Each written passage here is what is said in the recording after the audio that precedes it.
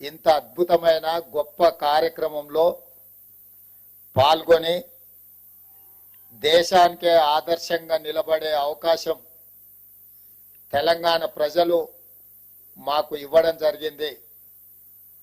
మా అధికారులు, మా మంత్రివర్గ సహచరుల యొక్క సంపూర్ణ సహకారంతో ఇచ్చిన మాట నిలబెట్టుకునే విధంగా కాంగ్రెస్ పార్టీ మాట ఇస్తే అది శిలాశాసనం అని మరొక్కసారి రుజువైంది. ఆనాడు 2004 సంవత్సరంలో శ్రీమతి సోనియా గాంధీ గారు ఉమ్మడి రాష్ట్రంలో ఉన్న కరీంనగర్ జిల్లా కేంద్రంలో ఎన్నికల ప్రచారంలో భాగంగా 4 కోట్ల తెలంగాణ ప్రజలకు వారు మాట ఇచ్చిండ్రు. ఈ ప్రాంత ప్రజల యొక్క 60 సంవత్సరాల ఆకాంక్ష నాకు తెలుసు, తప్పకుండా అది నెరవేరుతుంది అని. ఆ మాట ఇచ్చిన శ్రీమతి సోనియా గాంధీ గారు ఎలా అయినా మాట నిలబెట్టుకోవాలని ఎన్ని ప్రయత్నాలు చేసినా, ఎన్ని అవాంతరాలు వచ్చినా, ఎంతమంది అడ్డంకులు సృష్టించినా ఒక దశలో పార్టీకి తీరని నష్టం జరుగుతుంది. అత్యధిక పార్లమెంట్ స్థానాలు, అత్యధిక శాసనసభ స్థానాలు ఉన్న ఆంధ్రప్రదేశ్లో పార్టీ మనుగడనే కష్టమవుతుందని చెప్పి అన్నా, వాస్తవంగా అది జరుగుతుందని అంచనాకి శ్రీమతి సోనియా గాంధీ గారు వచ్చినా వెనక్కి తిరిగి చూడకుండా మాట తప్పని మడమ తిప్పని నాయకురాలుగా 4 కోట్ల తెలంగాణ ప్రజల యొక్క ఆకాంక్ష నెరవేర్చి తెలంగాణ రాష్ట్రాన్ని ఏర్పాటు చేయడం జరిగింది. అంత గొప్ప నాయకురాలు ఈ చరిత్రలో తెలంగాణ ప్రజలు శాశ్వతంగా గుర్తుపెట్టుకునే విధంగా తెలంగాణ రాష్ట్రాన్ని ఇచ్చి 10 సంవత్సరాలు పరిపాలన చేసిన నాయకులు 2014లో రైతులకు ₹1,00,000 రుణమాఫీ చేస్తామని హామీ ఇచ్చి అధికారంలోకి వచ్చి 5 సంవత్సరాలైనా 4 విడతల్లో చేస్తామని, అసలు మిత్తి చెల్లిస్తామని ఆ 5 సంవత్సరాలు రైతులను తప్పుదోవ పట్టించి మళ్ళీ 2018 సంవత్సరంలో కూడా అదే విధమైన ₹1,00,000 రుణమాఫీ మాట ఇచ్చి 5 సంవత్సరాలు పూర్తయినా వారు ఆ హామీని నెరవేర్చలేకపోయినారు. ఇది సందర్భం కాకపోయినా లక్షలాది తెలంగాణ రైతాంగానికి గుర్తు చేయవలసిన బాధ్యత ఈ రాష్ట్ర ముఖ్యమంత్రిగా నా మీద ఉన్నది. మొదటి 5 సంవత్సరాలలో ఆనాటి ప్రభుత్వం చెల్లించింది 12,000 కోట్ల రూపాయలు మాత్రమే. రెండవసారి 2018 నుంచి 2023 వరకు చెల్లించాల్సిన 16,000 కోట్లు, కానీ చెల్లించిన 9,000 కోట్లు కూడా సరిగ్గా చెల్లించలే. 10 సంవత్సరాలు 2 సార్లు ముఖ్యమంత్రిగా బాధ్యత నిర్వహించిన ఆనాటి పెద్దలు 21,000 కోట్ల రూపాయలు కూడా పూర్తి స్థాయిలో రైతులకు చెల్లించలేదు. ప్రజలకు ముఖ్యమంత్రులన్నా ప్రభుత్వం అన్నా విశ్వాసం కోల్పోయే విధంగా రైతులు ఆత్మహత్య చేసుకునే పరిస్థితులు ఉన్నా కూడా ఆనాడు ప్రజలకు ఇచ్చిన మాట నిలబెట్టుకోలేకపోయినరు. కానీ కాంగ్రెస్ పార్టీ ప్రజాప్రభుత్వాన్ని ఏర్పాటు చేస్తాం, ప్రజలు తీర్పిస్తే అని చెప్పి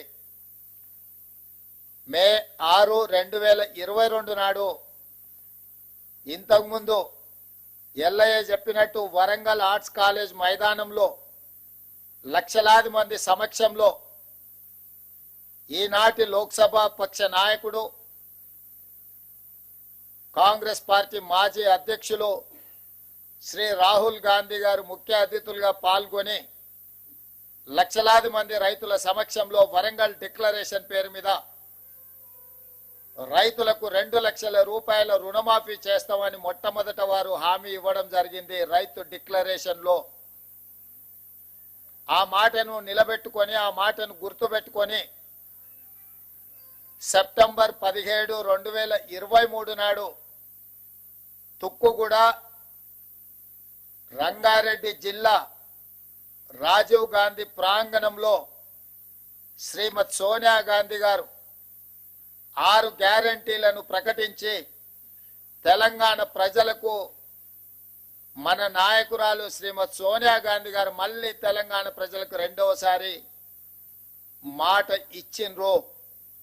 వారు స్పష్టంగా చెప్పిండ్రు, తెలంగాణ ఏ విధంగా అయితే మాట ఇచ్చి తెలంగాణ రాష్ట్రం ఇచ్చినమో అదే విధంగా సెప్టెంబర్ 17, 2023 నాడు రాజీవ్ గాంధీ ప్రాంగణం తుక్కుగూడ రంగారెడ్డి జిల్లా నడిగడ్డన నిలబడి 4 కోట్ల తెలంగాణ ప్రజలకు, లక్షలాది మంది తెలంగాణ రైతులకు నేను మాట ఇస్తున్నా, మీరు ప్రజా ప్రభుత్వాన్ని ఏర్పాటు చేయండి, తప్పకుండా మీకు 2 లక్షల రూపాయల రుణమాఫీ చేస్తా అని శ్రీమతి సోనియా గాంధీ గారు మాట ఇచ్చిండ్రు.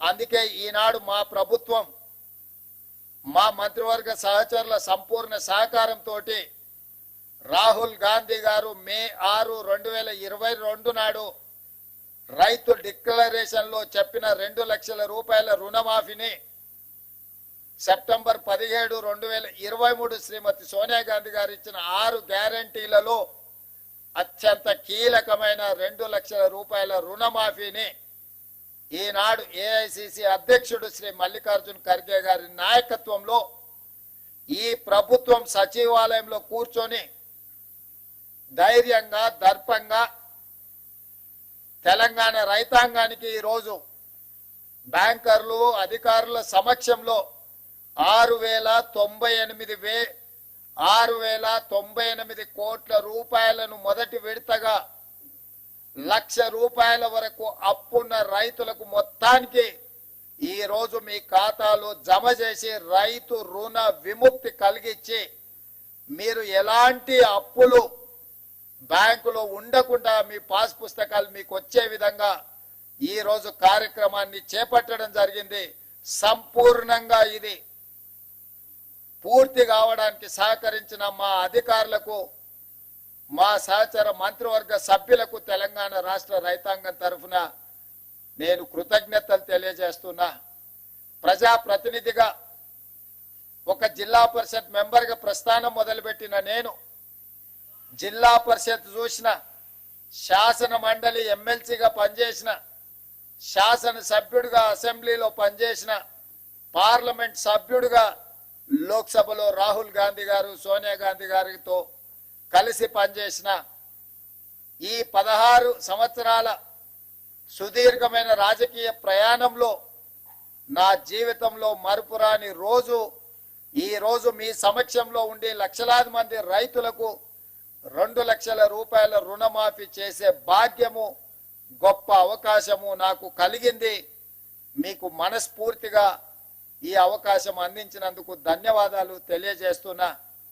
ఇవాళ ఇందులో 12/12/2018 అంటే చంద్రశేఖరరావు గారు ఏ రోజైతే కట్ ఆఫ్ డేట్ పెట్టి 11/12/2018కి లాస్ట్ రుణమాఫీ చేస్తా అని చెప్పిండో ఆ తెల్లారి నుంచే ఏ ఒక్క రోజు కూడా వృధా చేయకుండా 12/12/2018 నుంచి మొదలు పెడితే 9/12/2023 సంపూర్ణంగా 5 సంవత్సరాలు కేసీఆర్ పరిపాలించిన సమయంలో రైతులు చేసిన అప్పును 2 లక్షల రూపాయల వరకు ఉన్న అప్పును మొత్తాన్ని చెల్లించాలి అని ఈ రోజు మా ప్రభుత్వం నిర్ణయం తీసుకొని డిసెంబర్ 9, 2023 కట్ ఆఫ్ డేట్ పెట్టుకున్నాము. డిసెంబర్ 9కు ఉన్న ప్రత్యేకత మీకు అందరికీ తెలుసు. తెలంగాణ రాష్ట్ర ఏర్పాటు ప్రక్రియను ప్రారంభించిన రోజు డిసెంబర్ 9. అదే విధంగా మన తెలంగాణ రాష్ట్ర కళ సాకారం చేసిన శ్రీమతి సోనియా గాంధీ గారి జన్మదినం కూడా డిసెంబర్ 9. అందుకే డిసెంబర్ 9 మనందరికీ ఒక పండగ, మనందరికీ ఒక శుభకార్యం జరుపుకునే సందర్భము, మనందరం కూడా సంతోషాన్ని కలిసి పంచుకునే సందర్భం. అందుకే 3 తారీఖు నాడు ఫలితాలు వచ్చిన డిసెంబర్ 7 తారీఖు నాడు మేము అధికారికంగా ప్రమాణ స్వీకారం చేసిన డిసెంబర్ 9నే మనము కొలబద్దగా పెట్టుకొని రైతు రుణమాఫీ ఆ తారీఖు వరకు చెయ్యాలన్న ఆలోచనతోటి ఈ రోజు ఈ ప్రభుత్వం ముందుకు వచ్చింది. ఇంత మంచి కార్యక్రమం అద్భుతంగా ఏ సమస్య లేకుండా ఏ అవంతరాలు రాకుండా ఈ కార్యక్రమాన్ని పూర్తి చేసే ఒక సంకల్పంతో ఈరోజు ముందుకు వస్తున్నాము. ఇది మొదటి విడత మాత్రమే. 1,00,000 వరకు మొదటి విడతలో 100% లక్ష లోపల ఉన్న రైతులకు 100% రుణ విముక్తి కలిగించినము. 0 నుంచి 1,00,000 రూపాయల వరకు ఉన్న ప్రతి రైతుకు ఈరోజు రుణ విముక్తి జరుగుతుంది. రెండవ విడత 0 నుంచి 1,50,000 వరకు ఉన్న లక్షలాది మంది రైతులకు రెండవ విడత 100% రుణమాఫీ చేస్తాము. మూడవ విడత 0 నుంచి 2 లక్షల వరకు ఉన్న రైతులకు 100% రుణ విముక్తి చేస్తాము. 3 విడతలలో 31,000 కోట్ల రూపాయలు ఆగస్టు నెల పూర్తి కాకముందే మీ ఖాతాలలో నగదు చేసి ఎలాంటి నిబంధనలు లేకుండా కొంతమంది రైతు రుణమాఫీకి రేషన్ కార్డు కావాలని అడుగుతుంది ప్రభుత్వాన్ని అపోహలు సృష్టిస్తున్నారు. లక్షలాది మంది రైతులు రైతు వేదికలలో ఎక్కడైతే హాజరైనరో రేషన్ కార్డు కుటుంబాన్ని గుర్తించడానికి మాత్రమే, రైతు రుణమాఫీ చేయడానికి రేషన్ కార్డు ప్రాతిపదిక కాదు. రైతు రుణమాఫీ చేయడానికి ప్రాతిపదిక మీకు భూమి ఉండాలి, భూమికి పాస్బుక్ ఉండాలి. పాస్బుక్ బ్యాంకులో పెట్టి మీరు రుణం తెచ్చుకుంటే, రైతు రుణం తెచ్చుకుంటే ఆ రుణాన్ని మాఫీ చేస్తాము. రుణమాఫీకి కొలబద్ద పాస్ పుస్తకమే తప్ప రేషన్ కార్డు కాదు. గ్రామాలలో ఉన్న మీ మిగతా రైతులందరూ కూడా కొంతమంది దొంగలు ఏదైనా దొంగ మాటలు చెప్తే నమ్మొద్దు అని చెప్పి స్పష్టంగా వాళ్ళకు ఒక అవగాహన కల్పించండి. ప్రతి రైతుకు ఉన్న అప్పును మాఫీ చేయడానికి అవసరమైన అన్ని చర్యలు చేపడుతున్నాము.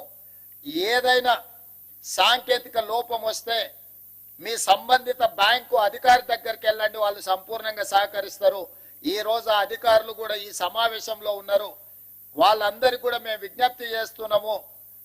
విద్య పూర్తిగా రాని వాళ్ళు, సాంకేతిక నైపుణ్యం లేని రైతులు ఏదైనా చిన్న చిన్న తప్పిదాల వల్ల మీ కంప్యూటరీకరణలో ఏదైనా సమస్య వస్తే రైతులను కూర్చోబెట్టి ఆ రైతులకు ఒక అవగాహన కల్పించి ఆ రైతులకు రుణమాఫీ ఏ విధంగా పూర్తి చేయాలనో వాళ్ళకు అవగాహన కల్పించండి అని చెప్పి మేము బ్యాంక్ అధికారులను విజ్ఞప్తి చేయడం జరిగింది.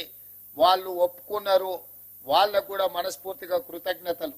అదే విధంగా మన వ్యవసాయ శాఖకు సంబంధించిన అధికారులు అందరు రైతులను సమన్వయం చేసుకొని వాళ్ళ రైతుల ఖాతాలను తెలుసుకొని పిఏసిఎస్ లో వేసిన డిసిసిబి బ్యాంకులలో వేసిన డబ్బులు కూడా తిరిగి రైతుల ఖాతాలోకి చేరడానికి అవసరమైన అన్ని ఏర్పాట్లను చేయమని మా వ్యవసాయ శాఖ అధికారులు, మన వ్యవసాయ శాఖ మంత్రి ఆయనే స్వయంగా ఒక మంచి రైతు.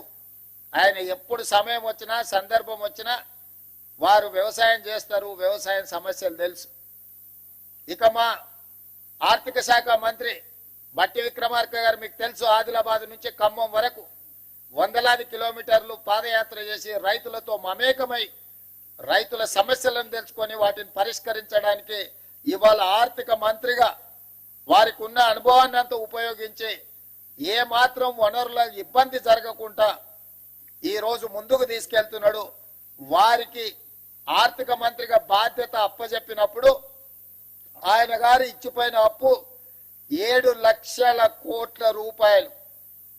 7 లక్షల కోట్ల రూపాయలు ఆయన గారు అప్పు చేస్తే పెద్దలు బట్టి విక్రమార్క గారు ప్రతి నెల 7,000 కోట్ల రూపాయలు మిత్తి కడుతున్నాడు.